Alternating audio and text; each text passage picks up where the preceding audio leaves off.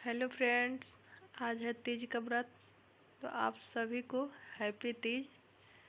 और यहाँ पे मैं पूजा का तैयारी कर रही हूँ। मैंने प्रसाद वगैरह तो कल ही बना लिया था, गुजिया पूड़ी और शक्करपारा ये मैंने कल बना लिया था।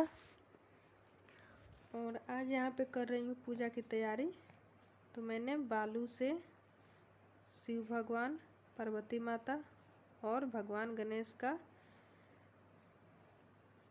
मूर्ति बनाया बालू से, जैसा कि आप देख रहे हैं। और नीचे में यहाँ गणेश भगवान और लक्ष्मी माता गोबर से बनाई हूँ। और बनाने के बाद एक भगवान का फोटो रख दी, जिसमें शिव जी, पार्वती माता और गणेश और कार्तिकेय जरूरी होता है।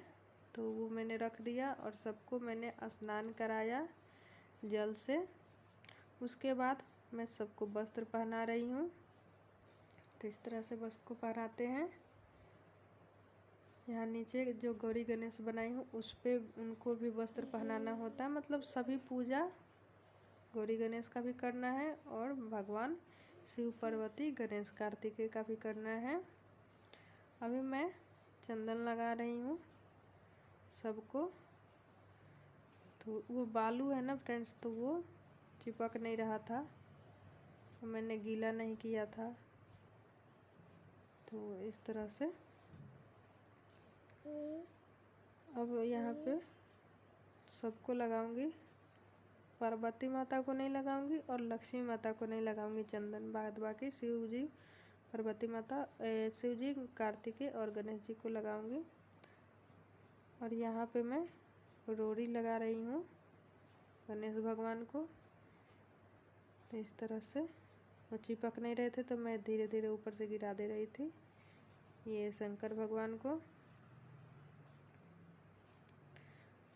और अभी मैं सिंदूर लगा रही हूँ। सिंदूर गणेश भगवान को लगता है, लक्ष्मी माता को लगता है, शंकर भगवान को भी लगता है, पार्वती माता को भी लगता ही है। तो मैं सबको सिंदूर लगा रही हूँ। यहाँ पे सिंदूर से बढ़िया से टीका कर रही हूँ।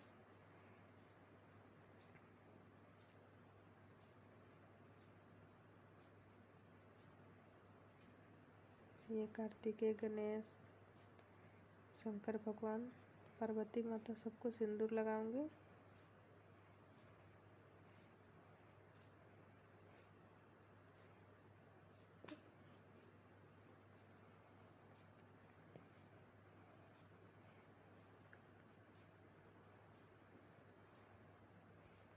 यहाँ पे अक्षत चढ़ा रही हूँ।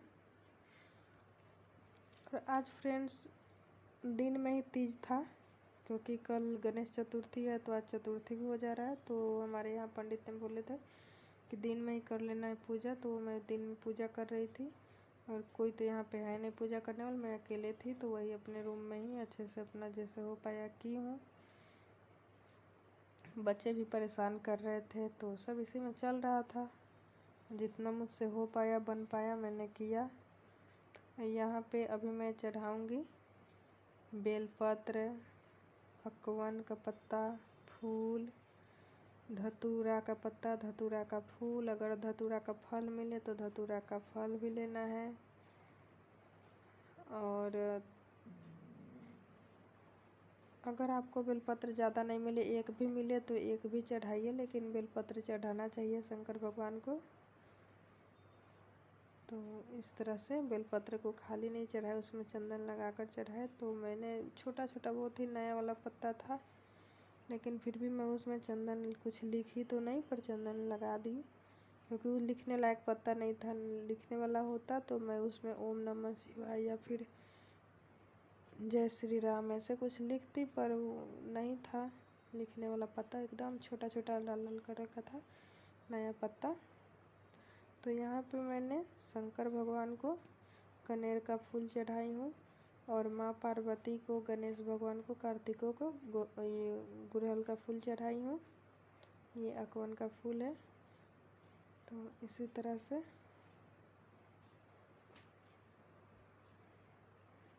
ये गिर जा रहा था। बालू है ना फ्रेंड्स, बालू का मूर्ति, तो बहुत संभल के रखना पड़ता है, नहीं तो फिर टूटने का डर होता है।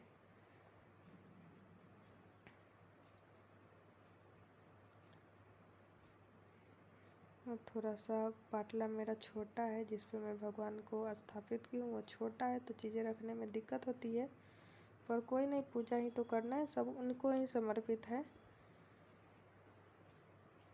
देखा जाए तो सब भगवान का दिया हुआ है और भगवान का ही है, हम तो बस उनकी आस्था में लीन होते हैं।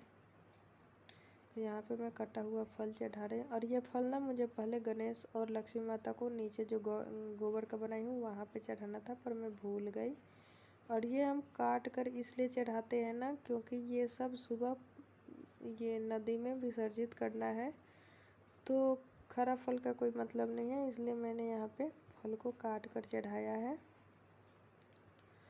और जो टोकरी में चढ़ेगा वो सुबह पंडित जी को दान होगा, तो इसलिए मैं काट कर ही फल चढ़ाई। पंडित जी बोलते हैं, मैंने जब घर पे पूजा की थी ना, तो पंडित जी बोले थे कि फल को काट कर चढ़ाए, क्योंकि ये ऐसे ही पानी में व्यर्थ हो जाता है, तो इसलिए, क्योंकि जो चढ़ाते ना वो रखते नहीं है, सब दान कर देते। बस ये बांस का जो टोकरी है ना, उसमें जो हमने रखा है, तो उसमें हमने रखा है ना, एक बांस का टोकरी है, उसमें ब्लाउज का पीस है, चूड़ी, बिंदी, सिंदूर, केला, सेब, गुजिया, शक्करपारा, मैदा का पूरी, काजू, गरी और छुहारा, नेल पेंट, आलता, पैसा, ये सब करके मैंने इस टोकरी में रखा है। टोकरी बहुत छोटा मिला था, यहाँ पे बड़ा टोकरी नहीं था, तो बांस का विधि है, तो जो मिला मुझे मैं ले आई।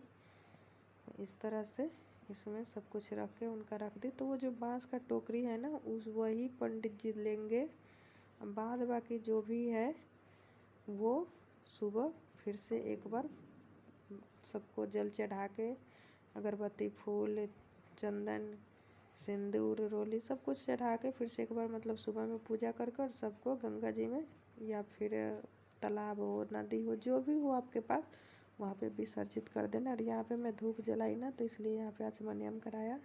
इससे पहले मैं दीपक जला चुकी हूँ। दीपक तो मैंने स्टार्टिंग में ही जला ली थी, क्योंकि बोलते हैं ना कि किसको साक्षी मानकर तुमने पूजा किया, तो वही अग्नि को साक्षी मानकर पूजा किया, तो वही दीपक सबसे पहले जला लेना चाहिए। और ये सारी चीज़ें हैं ना जो मैं अभी चढ़ा रही हूँ, ये मैं चढ़ाकर और प्रसाद के रूप में मैं खुद रखूँगी, और जिसको देना होगा मैं उसको दूँगी। तो इसके लिए ये सब मैंने एक ब्लाउज पीस और सिंदूर, बिंदी ये चढ़ा रही हूँ। तो वही मुझे समझ में नहीं आ रहा था मैं कहाँ रखूँ। फिर मेरे पास एक प्लास्टिक की टोकरी थी छोटी सी, मैं मंदिर जाती हूँ तो वही टोकरी लेकर जाती हूँ, क्योंकि ज़्यादा कुछ लेकर जाना नहीं होता है, तो मैं वही लेकर जाती हूँ। तो वही पड़ी हुई थी, तो मैंने उसी में सबको रख दिया, और यहाँ पे माँ पार्वती के बगल में रख दी। ये मेरा प्रसाद है, ये मैं खुद रखूँगी, और जिसको मुझे देना होगा मैं उनको दूँगी। तो ये फूल है ना, टोकरी से दब जा रहे थे, तो मैं यहाँ पे साइड में रख दी, ताकि ये फूल कुचले नहीं और अच्छा लगे। इस तरह से दीपक को साइड में कर दे रही हूँ, नहीं तो वो टोकरी है वो जलने का डर है।